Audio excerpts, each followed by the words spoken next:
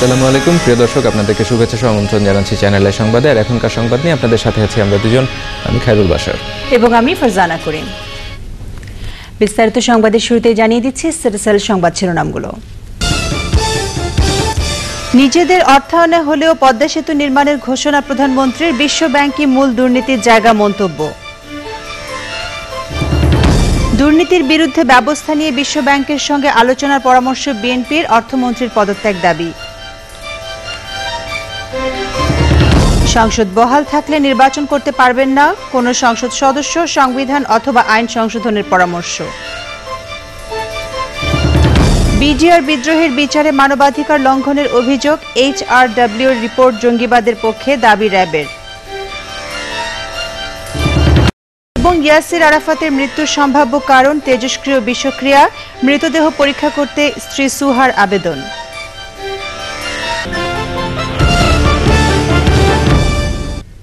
দর্শক, এছাড়াও সোশ্যাল ইসলামী bank limited বিশেষ সংবাদে যা থাকছে: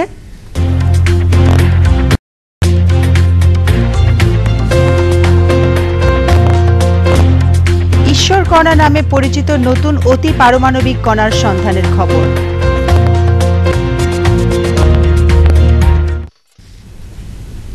নিজেদের অর্থায়নে হলেও পদ্মা সেতু নির্মাণ করা হবে বলে সংসদে ঘোষণা দিয়েছেন প্রধানমন্ত্রী শেখ হাসিনা। সংসদে প্রশ্নোত্তর পর্বে দৃঢ়তার সঙ্গে উচ্চারণ করেছেন, দুর্নীতির জায়গা বাংলাদেশ নয়, দুর্নীতির জায়গা বিশ্ব ব্যাংক। নীলাদ্রি শেখরের রিপোর্ট। এর পাশাপাশি অন্য কোনো স্বতন্ত্র সংসদ সদস্য প্রশ্নে আসে পদ্মা সেতু প্রসঙ্গ।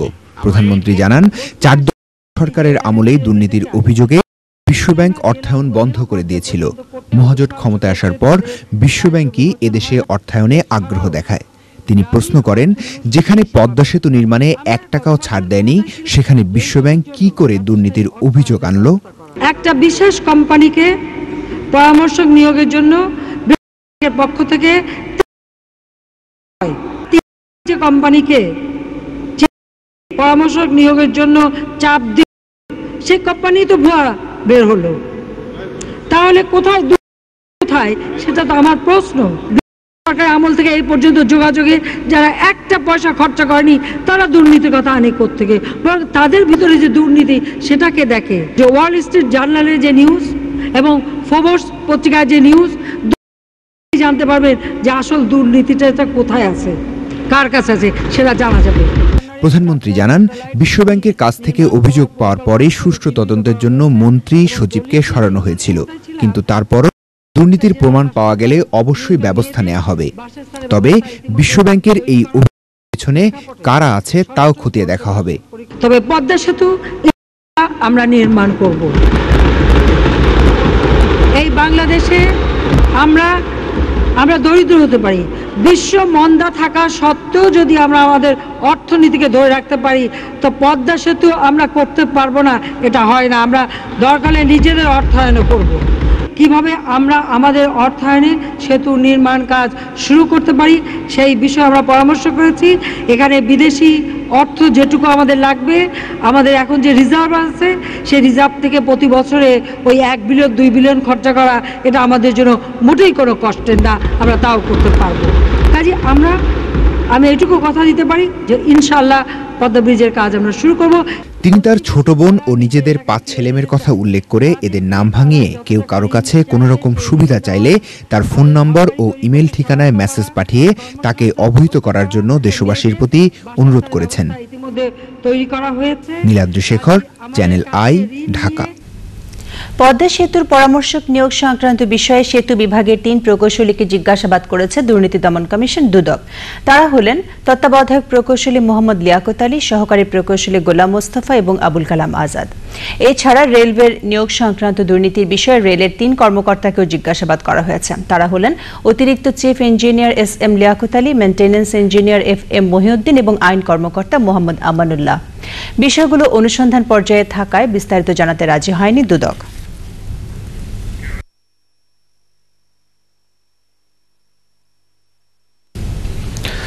পদ্মা সেতু দুর্নীতির দায় নিয়ে নৈতিকতার স্বার্থে এই মুহূর্তে সরকারকে পদত্যাগ করার আহ্বান জানিয়েছে বিএনপি নেতৃত্বাধীন 18 দলীয় জোট। অবিলম্বে নির্দলীয় নিরপেক্ষ তত্ত্বাবধায়ক সরকারের অধীনে নির্বাচনের ঘোষণা না দিলে দুর্বার আন্দোলনে সরকারকে দাবি মানতে বাধ্য করারও ঘোষণা দিয়েছে বিরোধী দলীয় জোট। রিজওয়ান কাদেরের রিপোর্ট। হত্যা গুমের প্রতিবাদে ঘোষিত কর্মসূচির অংশ হিসেবে রাজধানীর নয়াপল্টনে বিএনপির কেন্দ্রীয় কার্যালয়ের সামনে 18 দলীয় জোটের বিক্ষোভ সমাবেশ। জোট নেতারা অভিযোগ করেছেন 3.5 বছরের শাসনে সরকার চরমভাবে মানবাধিকার লঙ্ঘন করেছে। নির্বাচনী ওয়াদা পূরণে ব্যর্থ সরকার জনগণের কাছে দুঃসহ সরকারের সর্বোচ্চ পর্যায় পর্যন্ত জড়িত বলেও দাবি করেন নেতারা। এই সরকার বিচারের নামে শুরু করেছে, তাদেরকে তারা ধরে নাই, কারণ তারা তাদের নিজের আজকে পদ্মা সেতুটি কেলেঙ্কারি টাকা লেনদেন হয়ে পারছে না, যে আসলে চোরটা কে নৈতিকতার স্বার্থে প্রত্যেক দুর্নীতিবাজদের বিরুদ্ধে গ্রহণ করুন। 18 দলের নেতারা আরও অভিযোগ করেন নতজানু পররাষ্ট্রনীতির কারণে দেশের অর্থনীতি ধ্বংসের প্রান্তে। একদিকে হত্যা, গুম, অন্যদিকে এই রসাতলে নিয়ে যাওয়া এবং সরকার পরিচালনায় সম্পূর্ণ ব্যর্থ হওয়া, আরেকদিকে আধিপত্যবাদের দোষণ যে কাজকে আবার নতুন করে নবায়ন করেছে, ট্রানজিটের চুক্তি আবার নবায়ন করা হবে। তিস্তা নদীর এক ফোঁটা পানি আমি পাবো না, তখন পানি তাদেরকে দিতে হবে, ট্রানজিট তাদেরকে দিতে হবে, এবং এই সরকারই সেটা নতুন করে চুক্তি করছে। শুধু তাদের নতুন প্রস্তাব দিয়েছে যে আসুন আমরা এখন নদী পথে ব্যবসা বাণিজ্য। বিরোধী দলীয় জনগণ তাদের আন্দোলনে সম্পৃক্ত হয়ে দলীয় সরকারের অধীনে নির্বাচনের ষড়যন্ত্র রুখে দেবে। রিজওয়ান কাদের, চ্যানেল আই, ঢাকা। বর্তমান নির্বাচনী আইন পরিবর্তন না করলে প্রধানমন্ত্রী শেখ হাসিনা এবং বিরোধী দলীয় নেতা বেগম খালেদা জিয়া সহ কোনো সংসদ সদস্যই আগামী জাতীয় নির্বাচনে প্রার্থী হতে পারবেন না। কারণ হিসেবে বিশেষজ্ঞরা বলছেন, গণপ্রতিনিধিত্ব আদেশ অনুযায়ী কোনো লাভজনক পদে থেকে কেউ নির্বাচন করতে পারে না। সোমা ইসলামের রিপোর্ট।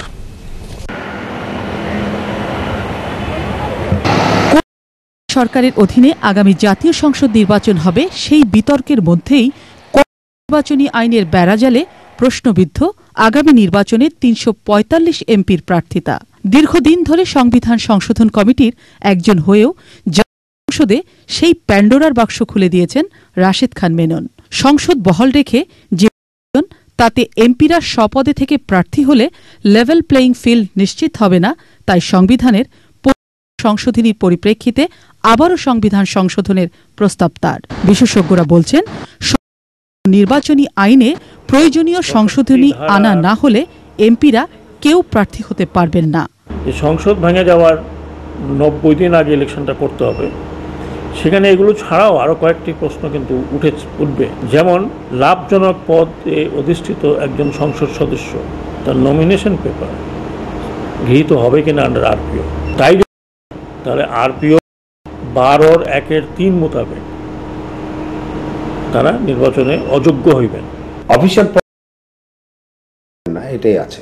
যদি করে তো ওই আরপি অনুযায়ী যে ব্যবস্থা নেওয়া সেটাই হবে।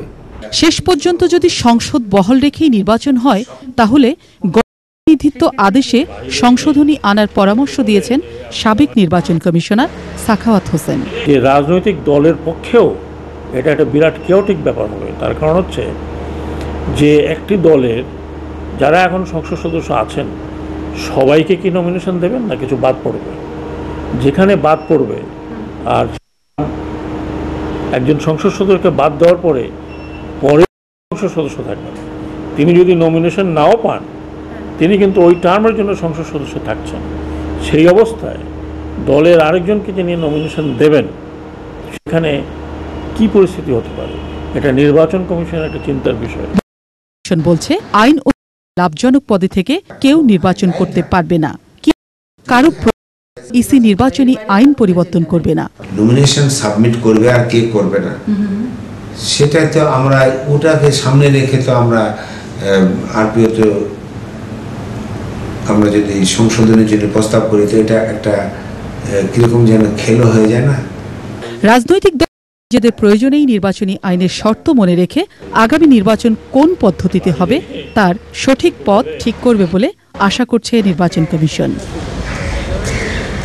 সোমা ইসলাম, চ্যানেল আই, ঢাকা। বিডিআর বিদ্রোহের বিচার প্রক্রিয়ায় মানবাধিকার লঙ্ঘিত হচ্ছে বলে অভিযোগ তুলেছে মানবাধিকার সংগঠন হিউম্যান রাইটস ওয়াচ। র্যাবের বিরুদ্ধেও মানবাধিকার লঙ্ঘনের অভিযোগ এনেছে নিউ ইয়র্ক ভিত্তিক ওই সংস্থা। তবে অভিযোগ প্রত্যাখ্যান করেছে র্যাব। পান্থর রহমানের রিপোর্ট। বিডিআর বিদ্রোহে 57 সেনা কর্মকর্তা সহ 74 জনের হত্যাকাণ্ডের ঘটনায় বিচার হচ্ছে দুভাবে। বিদ্রোহের ঘটনায় সীমান্তরক্ষী বাহিনীর নিজস্ব আইনে 57টি ইউনিটের প্রায় 1004 জওয়ানকে 4 মাস থেকে 7 বছর কারাদণ্ড দেয়া হয়েছে। হত্যা মামলায় বিচার হচ্ছে প্রচলিত আইনে, যেখানে অভিযুক্ত 850 জন।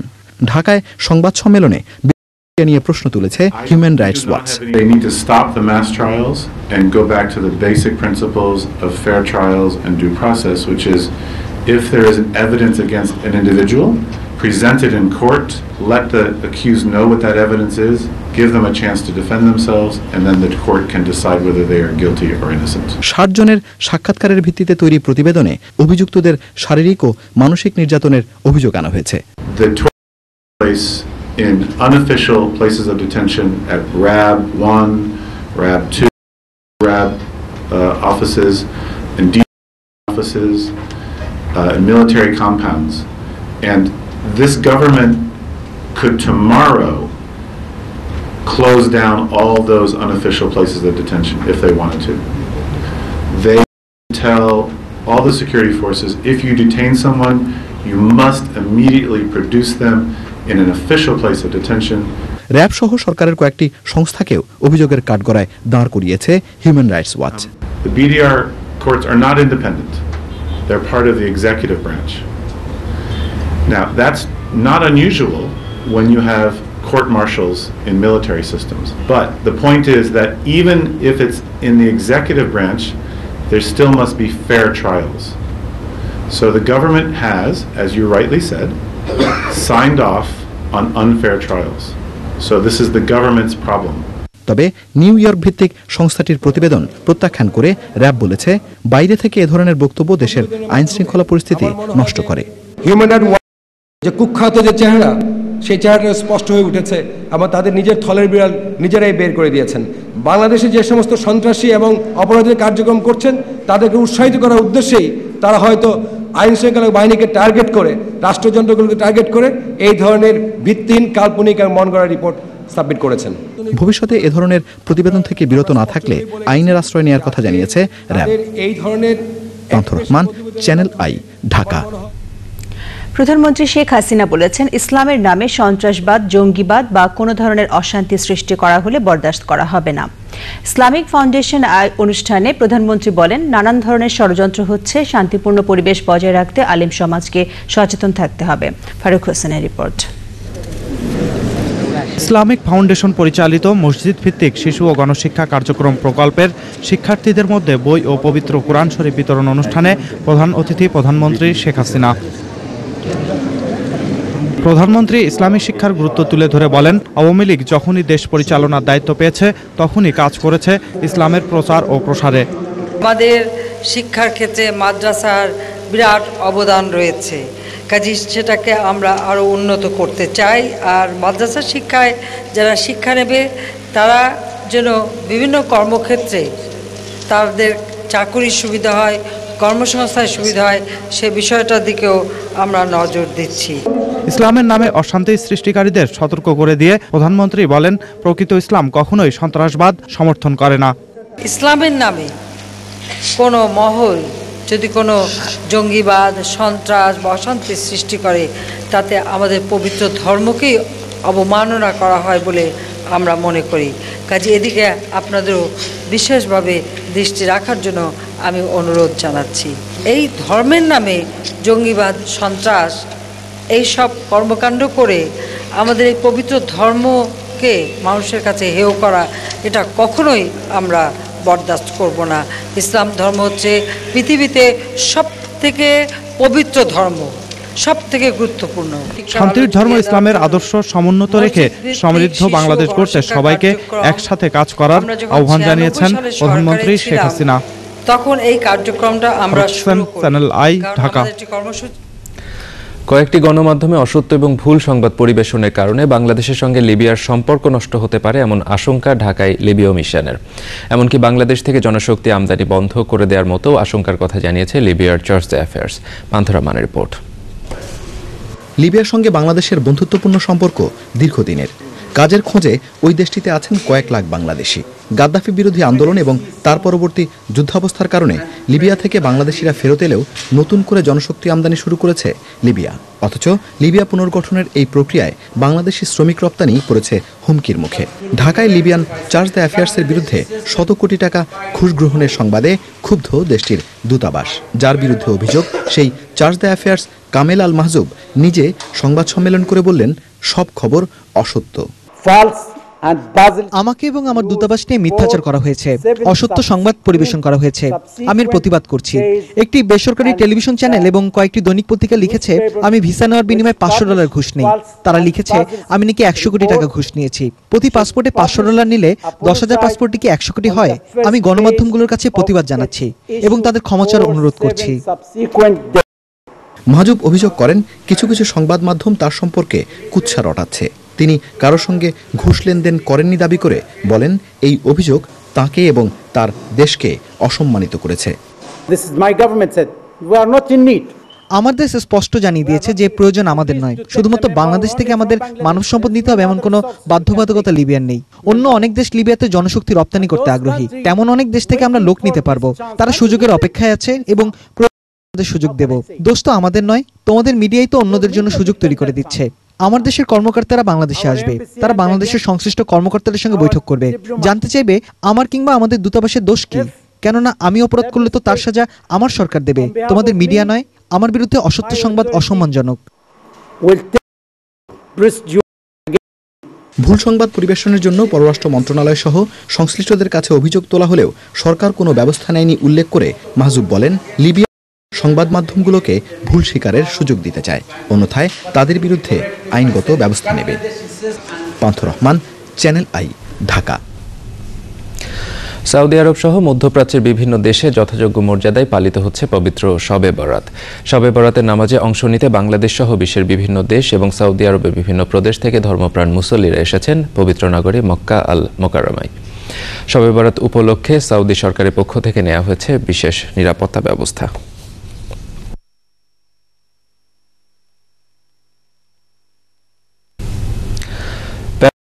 সংবাদিত নেতা ইয়াসির আরাফাতের মৃত্যুর সম্ভাব্য কারণ তেজস্ক্রিয় বিষক্রিয়া। সুইজারল্যান্ডের একটি ইনস্টিটিউটে আরাফাতের জিনিসপত্র পরীক্ষা করে উচ্চ মাত্রায় পোলোনিয়াম নামের তেজস্ক্রিয় পদার্থ পাওয়া গেছে। বিজ্ঞানীরা বলেছেন আরাফাতের মৃতদেহ তুলে পরীক্ষা করা হলে শতভাগ নিশ্চিত হওয়া যাবে। নাফিস দেখার রিপোর্ট। বিষ বলতেই যে সায়ানাইডের নাম চলে আসে তার চেয়ে কয়েক লাখ গুণ বেশি বিষাক্ত পলোনিয়াম নামের একটি তেজস্ক্রিয় মৌল। আর বিষাক্ত এই মৌলটি পাওয়া গেছে প্যালেস্টাইনের প্রয়াত নেতা ইয়াসির আরাফাতের ব্যবহার করা পোশাক, টুথব্রাশ, এমনকি তার বিখ্যাত পাগড়িতেও। সুইজারল্যান্ড ইনস্টিটিউট দে রেডিও ফিজিকের 9 মাসের পরীক্ষা নিরীক্ষায় উঠে এসেছে এই চাঞ্চল্যকর তথ্য।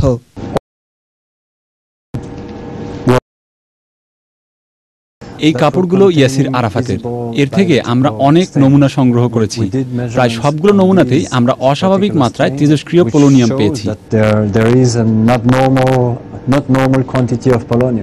বিজ্ঞানীদের ধারণা তেজস্ক্রিয় পোলোনিয়াম ইয়াসির আরাফাতের শরীরের রক্ত, ঘাম ও লালাসহ দেহের সমস্ত তরলকে দূষিত করেছে। বিষক্রিয়াতেই তার মৃত্যু হয়েছে কিনা পুরোপুরি নিশ্চিত হতে আরাফাতের মৃতদেহ তুলে পরীক্ষা করার পরামর্শ তাদের। বিজ্ঞানীদের বক্তব্য, তদন্তের ফল দেখে ইয়াসির আরাফাতের মৃত্যুর 8 বছর পর কবর থেকে মৃতদেহ তুলে পরীক্ষার দাবি জানিয়েছেন তার স্ত্রী সুহা আরাফাত। আমি চাই আরাফাতের মৃতদেহ কবর থেকে তোলা হোক। আমি মনে করি একজন মা এবং একজন মহান নেতার সহধর্মিণী হিসেবে এটা আমার দায়িত্ব। 2004 সালে ইয়াসির আরাফাতের মৃত্যুর পর নানা জল্পনা কল্পনা আর গুজব ডালপালা মেললেও আসল কারণ জানা যায়নি। সুইস বিজ্ঞানীদের পরীক্ষার ফল সত্যি হলে সুস্থ সবল আরাফাতের হঠাৎ অসুস্থতা এবং দ্রুত মৃত্যুর ব্যাখ্যা মিলবে।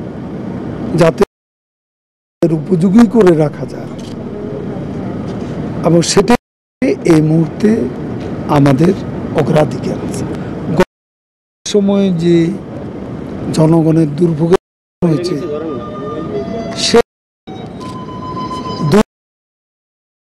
এবার না ঘটে, সেই জন্য আমরা মনিটরিং সেল করেছি। সংস্কারের অভাবে বর্তমানে ঝুঁকির মুখে মেঘনা সেতু, মেঘনা গোমতী সেতু। ঘন্টার পর ঘন্টা চলে যানজট। ওই একটা ভাঙা পার হওয়া গেলে দেখা যাচ্ছে যে পিছনে শয়ে শয়ে গাড়ি জাম লাগা যায়। কোনো দিন যা অর্ধেক বেলা জায়গা, রাত্রে অর্ধেক জায়গা, সারা রাত জায়গা। যে বাসের সাথে সেতুটা কাঁপতেছে, তখন খুব একটা ভয় লাগছে। মেরামতের কাজ করতে ইতোমধ্যে মাঠে নেমেছে সেনাবাহিনী। 6 ঘন্টা করে সেতু মেরামতের কাজ চলার সময়ে যাত্রীদের কারো অসুবিধা না হয় সেজন্য বিকল্প পথ থাকবে বলেও জানান যোগাযোগ মন্ত্রী। আন্দোলন ছিল, ট্রাক বন্ধ ছিল।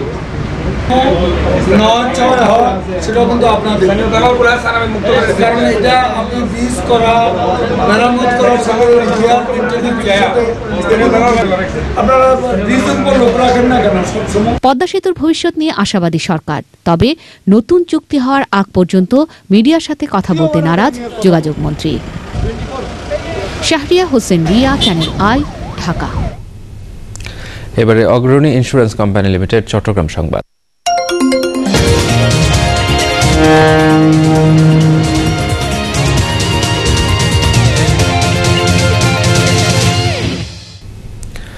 চট্টগ্রামে 10 ট্রাক অস্ত্র মামলায় সিআইডি তৎকালীন ডিআইজি এবং অস্ত্র চালান ঘটনা তদন্ত কমিটির সদস্য ফররুক আহমেদকে জেরা করেন আসামি পক্ষের আইনজীবীরা।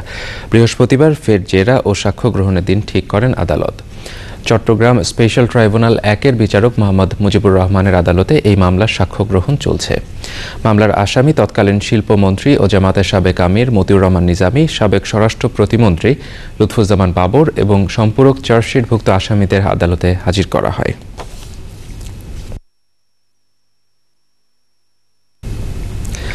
চট্টগ্রামের আনোয়ারায় কর্ণফুলী ফার্টিলাইজার কোম্পানি কাপকো গ্যাসের অভাবে 180 দিন বন্ধ থাকায় এ পর্যন্ত 2000 কোটি টাকার লোকসান হয়েছে। সংবাদ সম্মেলনে এই দাবি করেছেন প্রতিষ্ঠানটির প্রধান নির্বাহী কর্মকর্তা সালাউদ্দিন আহমেদ। দেশের স্বার্থে কাপকোয় দ্রুত গ্যাস সরবরাহের দাবি জানান তিনি।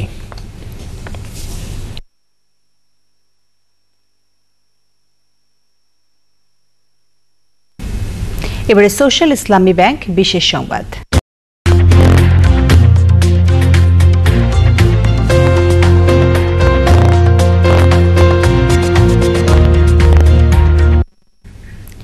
নতুন একটি অতি পারমাণবিক কণার সন্ধান পেয়েছেন European centre for nuclear research বা সার্নের বিজ্ঞানীরা। এই কণাকে সরাসরিভাবে হিগস বোসন হিসেবে দাবি না করলেও সংস্থাটি বলছে এর কাঠামো এবং আচরণ হিগস বোসন কণার সঙ্গে সামঞ্জস্যপূর্ণ। বিজ্ঞানী হিগস 1964 সালে শক্তি হিসেবে এমন একটি কণার ধারণা দেন যা বস্তুর ভর সৃষ্টি করে। এর ফলে এই মহাবিশ্ব সৃষ্টি সম্ভব হয়েছে। এই কণাটি ঈশ্বর কণা নামে পরিচিত।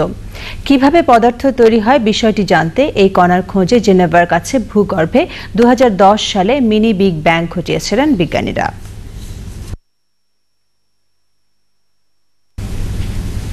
এবারে থাকছে শাহজালাল ইসলামী ব্যাংক আন্তর্জাতিক সংবাদ।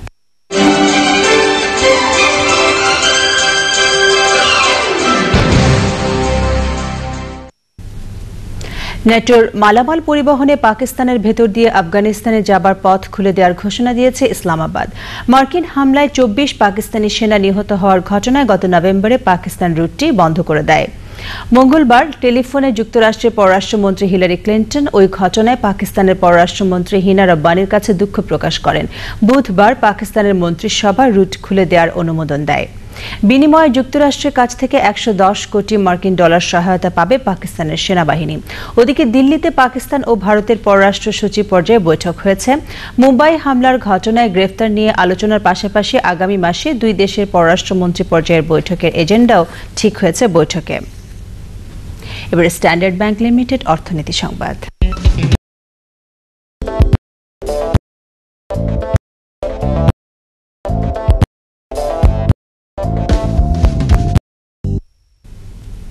নারী উদ্যোক্তাদের সেবা দিতে 10 কোটি টাকার ঋণের সমঝোতা স্মারক সই করেছে বেসরকারি সংস্থা D net, fair price limited এবং ন্যাশনাল ব্যাংক লিমিটেড।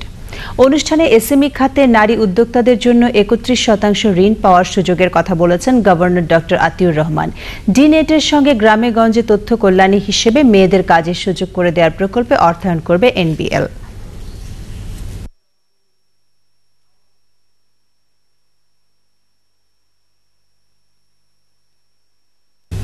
এবারে পূবালী ব্যাংক লিমিটেড কৃষি সংবাদ।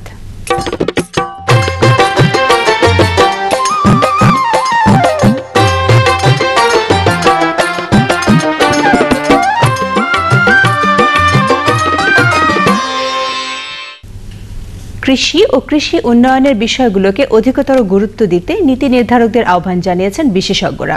এই ব্যাপারে নীতি নির্ধারকরা বিশেষ লক্ষ্য রাখতে পারেন টেলিভিশনে প্রচারিত কৃষি সমস্যা এবং সম্ভাবনার দিকগুলো। তারা এও বলেছেন, দীর্ঘদিন ধরে দেশের কৃষি উন্নয়নে টেলিভিশন যে গুরুত্বপূর্ণ ভূমিকা রেখেছে তা আরও প্রসারিত করতে হবে। সঞ্জয় চাকির রিপোর্ট।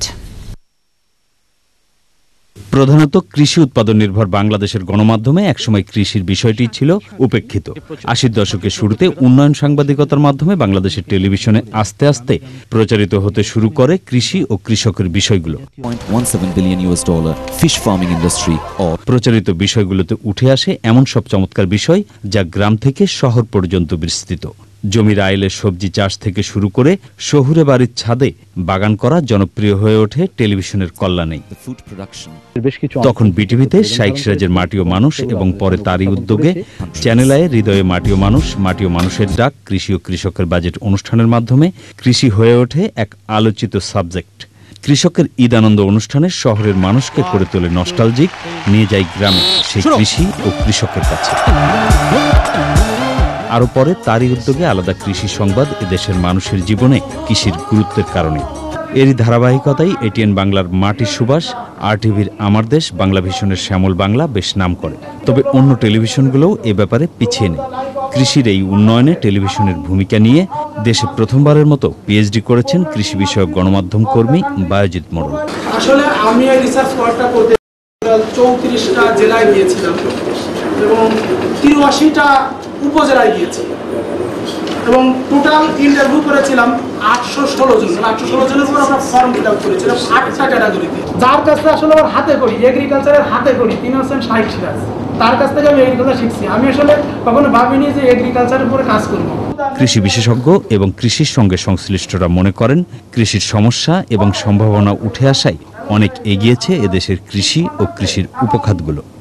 ইলেকট্রনিক মিডিয়া রোলের কারণে এগ্রিকালচার ডেভেলপমেন্টের ক্ষেত্রে গতি সঞ্চালিত হয়েছে, এ কথা কেউ অস্বীকার করবে না। চাষির প্রথম একটা কমপ্লেন, কিন্তু তারা সব সময় প্রশংসা করেছেন যে আমরা যে আধুনিক তথ্য যত দ্রুত তারা পেয়েছে ইলেকট্রনিক মিডিয়ার মাধ্যমে compare to other mass media, যে এটা আসছে, সব জিনিসই আছে আগে। সবগুলো টেলিভিশন চ্যানেল যদি এগ্রিকালচার নিউজ রিপোর্ট গুরুত্ব দিত, যেখানে পলিসি সত্যি পলিসি পিপলদেরকে একটা, সেটা হচ্ছে এগ্রিকালচার নিউজ।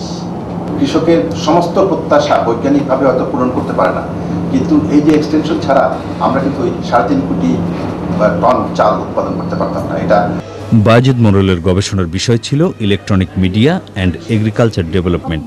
যুক্তরাষ্ট্রের অক্সফোর্ড ট্রেন্ট ইউনিভার্সিটির অধীনে তার গবেষণার তত্ত্বাবধায়ক ছিলেন কৃষি বিশ্ববিদ্যালয়ের ডক্টর এম এ রহিম। সঞ্জয় চাকি, চ্যানেল আই, ঢাকা। প্রিয় দর্শক, এবারে জানাচ্ছি এক্সিম ব্যাংক বাণিজ্য সংবাদ।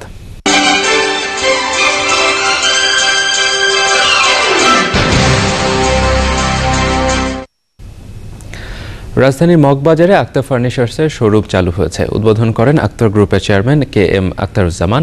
উপস্থিত ছিলেন প্রতিষ্ঠানের পরিচালক শারমিন আক্তার, উত্তরা ব্যাংকের অতিরিক্ত ব্যবস্থাপনা পরিচালক এম এ মতিন এবং অন্যরা।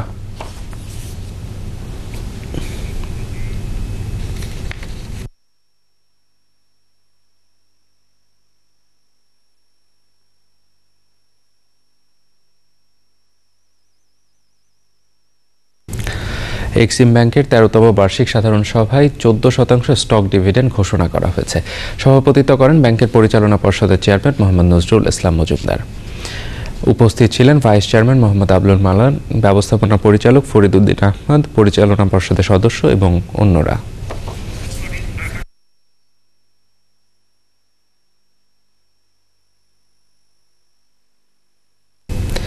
এবারে জানিয়ে দিচ্ছি আইসিবি ইসলামিক ব্যাংক বৈদেশিক মুদ্রা বিনিময় হারের খবর।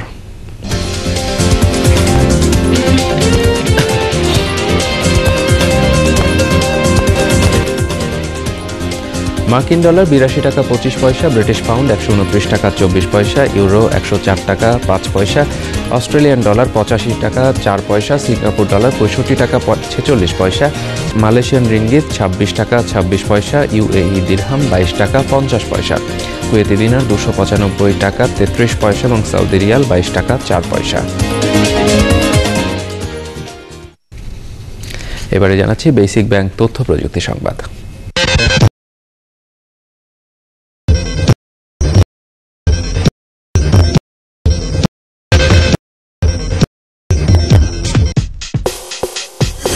কম্পিউটার ভাইরাসে আক্রান্ত হয়েছে ভারতের নৌবাহিনী। দেশটির পূর্ব নৌ কমান্ড পোস্টের কম্পিউটারগুলো এই ম্যালওয়্যারে আক্রান্ত। কম্পিউটার থেকে তথ্য সংগ্রহ করে তা চীনা আইপি অ্যাড্রেসে পাঠাচ্ছে ম্যালওয়্যারগুলো।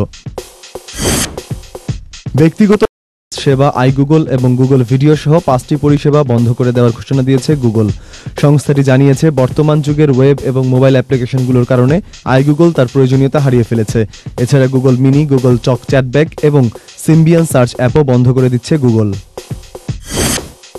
ইউরোপের এমপিরা বিতর্কিত আকটা চুক্তির বিপক্ষে ভোট দেওয়ায় পাইরেসি নিয়ন্ত্রক আইনটি বাতিল হয়ে গেছে। প্রস্তাবিত চুক্তিটি পাইরেসি নিয়ন্ত্রণ করবে বলে ধারণা করা হলেও ইন্টারনেট প্রচারকরা একে অনলাইন স্বাধীনতায় হুমকি বলে উল্লেখ করে।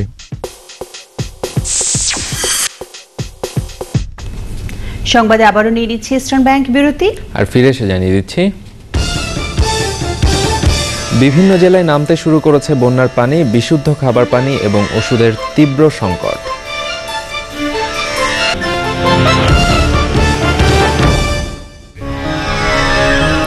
প্রিয় দর্শক, আবারও আমন্ত্রণ। যোগাযোগ পরবর্তী আয়োজনে। বিভিন্ন জেলায় বন্যার পানি নামতে শুরু করেছে। কুড়িগ্রামে ব্রহ্মপুত্র, ধরলা, তিস্তা এবং সিরাজগঞ্জে যমুনার পানি কমছে, তবে তীব্র সংকট দেখা দিয়েছে খাবার পানি এবং ওষুধের। মানুষের মাঝে ত্রাণ সামগ্রী বিতরণ করা হলেও প্রয়োজনের তুলনায় খুবই কম। বন্যা পরিস্থিতির অবনতি হয়েছে। নতুন করে বন্যা দেখা দিয়েছে সাভারে। বাঁধ ভেঙে গ্রাম প্লাবিত হয়েছে। কক্সবাজারে লঘুচাপের কারণে নতুন করে প্লাবিত হয়েছে ১২০টি গ্রাম। ডাকাতিয়া নদীর পানি বাড়ায় চাঁদপুর শহরের নিম্নাঞ্চল প্লাবিত হয়েছে। তালিকাভুক্ত শীর্ষ সন্ত্রাসী ডাকাত শহীদ কথিত এক সহ র্যাবের সঙ্গে বন্দুকযুদ্ধে নিহত হয়েছে। তাদের কাছ থেকে 2টি বিদেশি পিস্তল এবং 2 রাউন্ড গুলি উদ্ধার করা হয়েছে। পুরান ঢাকার শীর্ষ সন্ত্রাসী শহীদ দীর্ঘদিন পালিয়েছিল। ভারত থেকে দেশে আসে। মঙ্গলবার রাত 12:15টার দিকে সুভাষ বোস অ্যাভিনিউতে মোটরসাইকেলে করে আসা শহীদ এবং তার সহযোগীদের র্যাব চ্যালেঞ্জ করলে তারা গুলি ছোড়ে। সে সময় পাল্টা গুলি ছোড়ে র্যাব।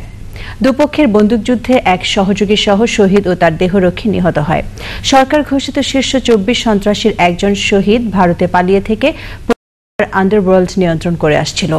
তার বিরুদ্ধে খুন, চাঁদাবাজি এবং লুটপাটের 18টি মামলা রয়েছে। শীর্ষ সন্ত্রাসীর মৃত্যুতে উল্লাস করেছে এলাকাবাসী। নাটাইপাড়া এলাকায় টাকা চুরির অভিযোগে দোকান কর্মচারীকে মারধর করায় এক পুলিশ কর্মকর্তার স্ত্রীকে পুলিশের হাতে তুলে দিয়েছে উত্তেজিত জনতা। লাকি বেগম নামের ওই নারীর বিচার দাবিতে তারা বগুড়া সদর থানা ঘেরাও করেন।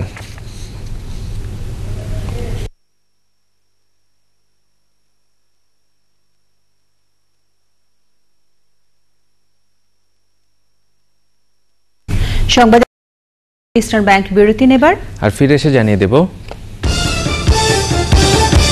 প্রিমিয়ার লিগ শেষে এবার উৎসবের ফুটবল। ঢাকা ব্যাংক সেরা একাদশের মুখোমুখি চ্যাম্পিয়ন ঢাকা আবাহনী।